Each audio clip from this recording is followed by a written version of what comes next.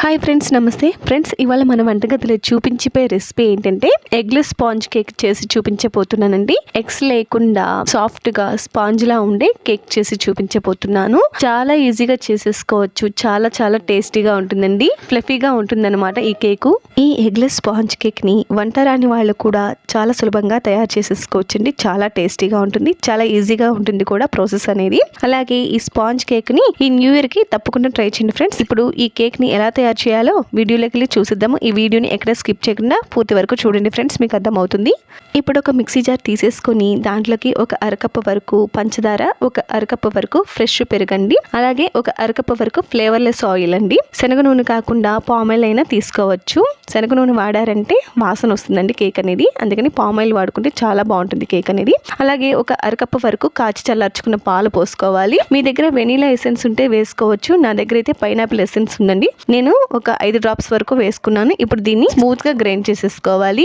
క్రీమీగా రావాలండి. ఇదిగోండి, నేనైతే ఇక్కడ గ్రైండ్ చేసుకున్నాను కదా, అలాగే స్పూన్ తో తీసి చూపిస్తున్నాను చూసారా. ఇక్కడ ఈ మిశ్రమం అనేది చాలా క్రీమీగా వచ్చింది కదా. ఇప్పుడు ఒక బౌల్ తీసేసుకొని మనం తయారు చేసుకున్న ఈ మిశ్రమాన్ని ఈ బౌల్ లోకి మొత్తం పోసేసుకోవాలి. ఇప్పుడు ఒక జల్లెడ పెట్టేసుకొని దాంట్లోకి 1 కప్పు వరకు మైదా పిండి వేసుకోవాలండి. ఒక 1/2 స్పూన్ వరకు బేకింగ్ పౌడరు, అలాగే ఒక 1/2 స్పూన్ వరకు వంట సోడా వేసేసుకొని దీన్ని ఈ విధంగా జల్లించేసేసుకోవాలి మొత్తం అంతాను. మీరు ఈ కేక్ లో ఎగ్స్ వేయాలనుకుంటే కనుక పెరుగుని స్కిప్ చేసేసి ఎగ్స్ ని 3 నుంచి 4 వరకు వేసుకోవచ్చు. సేమ్ ప్రాసెస్, మిక్సీ జార్ లో పెరుగు వేయకుండా ఎగ్స్ వేసేసుకొని గ్రైండ్ చేసేసుకోవచ్చు. ఇదిగోండి, ఇక్కడ మైదా పిండి జల్లించుకున్న తర్వాత దీన్ని ఉండలు లేకుండా కలిపేసేసుకోవాలి. ఇక్కడ ఉండలు కలవలేదని నేను విస్కర్ తో ఈ కేక్ బేటర్ ని ఈ విధంగా స్మూత్ గా చేసేసుకున్నాను. అలాగే ఈ కేక్ బేటర్ అనేది ఒకే డైరెక్షన్ లో తిప్పుకోవాలి. కట్ అండ్ ఫోల్డ్ మెథడ్ లో తిప్పుకోవాలి. అప్పుడే కేక్ అనేది ఫ్లఫీగా స్పాంజ్ లా వస్తుంది.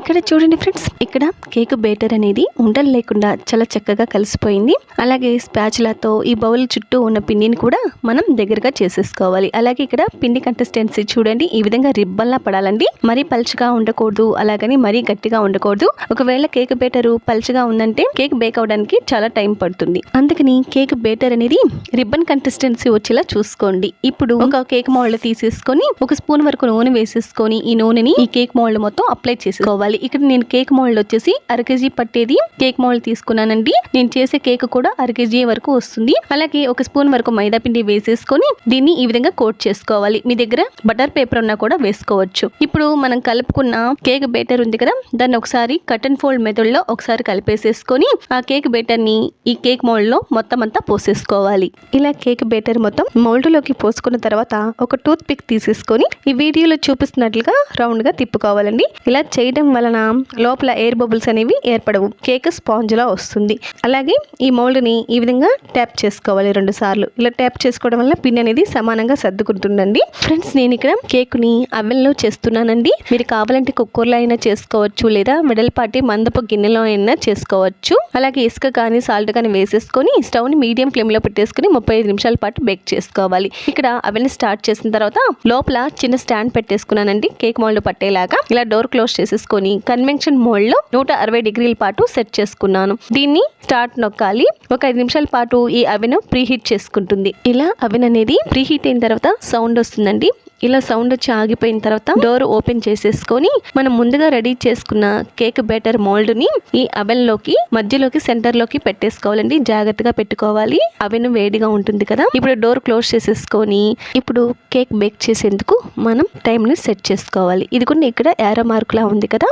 ఇప్పుడు దీన్ని ప్రెస్ చేస్తూ ఉంటే టైం ని మనం పెంచుకోవచ్చు. ఇదిగోండి, ఇక్కడ 35 నిమిషాల పాటు 3 సెకండ్లు పెట్టేశాను. ఇప్పుడు స్టార్ట్ నొక్కేసానండి. ఇక్కడ చూడండి ఫ్రెండ్స్, నేను కేక్ బేక్ అయ్యేటప్పుడు 3 నిమిషాలు ఉండగానే నేను అవన్నీ స్టాప్ చేసుకున్నాను. ఇలా స్టాప్ చేసుకున్న తర్వాత డోర్ ని ఓపెన్ చేసేసుకొని ఒక టూత్ పిక్ తీసేసుకొని ఈ విధంగా కేక్ మధ్యలో గుచ్చి చూడాలి కేక్ బేక్ అయిందో లేదో అని. ఇక్కడ చూడండి ఫ్రెండ్స్, మీకు టూత్ పిక్ గుచ్చి చూపిస్తున్నాను చూసారా, ఎంత క్లీన్ గా వచ్చిందో. కేక్ బేక్ అయిపోయిందండి చక్కగాను. అయినా సరే నేను ఇక్కడ 3 నిమిషాలు మిగిలి ఉంది కదా, ఈ 3 నిమిషాలు కూడా నేను స్టార్ట్ చేసేస్తున్నాను. ఒకవేళ మీకు టూత్ పిక్ కి పిండి అంటుకుపోతే కనుక మరొక 5 నిమిషాల పాటు టైం ని పెంచుకొని బేక్ చేసుకోండి, సరిపోతుంది. ఇదిగోండి చూసారుగా, కేక్ చక్కగా బేక్ అయిపోయింది.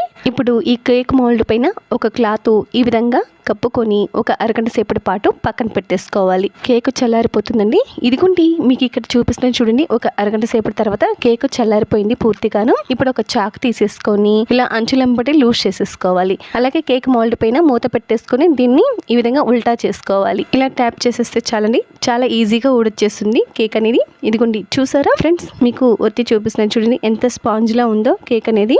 ఇప్పుడు దీన్ని మనం చాక్ తో కట్ చేసేసుకుందాము. మీరు కావాలంటే బర్త్డే కానీ లేదా ఇప్పుడు న్యూ ఇయర్ వస్తుంది కదండి, ఆ న్యూ ఇయర్ కి ఈ కేక్ ని విప్పింగ్ క్రీమ్ తో డెకరేషన్ చేసేసుకోవచ్చు. ఇదిగోండి ఇప్పుడు ఈ కేక్ ని చాకుతో కట్ చేసి చూపిస్తున్నాను చూడండి ఫ్రెండ్స్. చాలా ఈజీగా కట్ అయిపోతుంది, చాలా సాఫ్ట్ గా ఉందండి కేక్. ఇదిగోండి ఒక పీస్ తీసి చూపిస్తున్నాను చూడండి. చూసారా ఫ్రెండ్స్ ఎంత స్పాంజ్ లా ఉందో కేక్ అనేది. ఫ్లఫీగా ఉందండి, చాలా టేస్టీగా ఉంటుందండి. మనం బేకరీలో కొనుక్కున్న దానికన్నా ఎక్కువ రుచితో ఈ స్పాంజ్ కేక్ టేస్ట్ చాలా చాలా బాగుంటుంది. మీరు కూడా ఒక్కసారి ట్రై చేయండి ఫ్రెండ్స్. మీరు కూడా మీ ఇంట్లో బర్త్డే కానీ లేదా న్యూ ఇయర్ కి కానీ ఇలా ఎగ్లెస్ కేక్ తయారు చేసి టేస్ట్ చేసి మీకు ఎలా కుదిరింది అనేది కామెంట్ చేయండి. అలాగే ఈ వీడియో చూసిన తర్వాత రెసిపీ కనుక నచ్చినట్లయితే ఒక లైక్ చేసి మీ ఫ్రెండ్స్కి బంధువులకి షేర్ చేయండి. నా ఛానల్ని తప్పకుండా సబ్స్క్రైబ్ చేసుకోండి.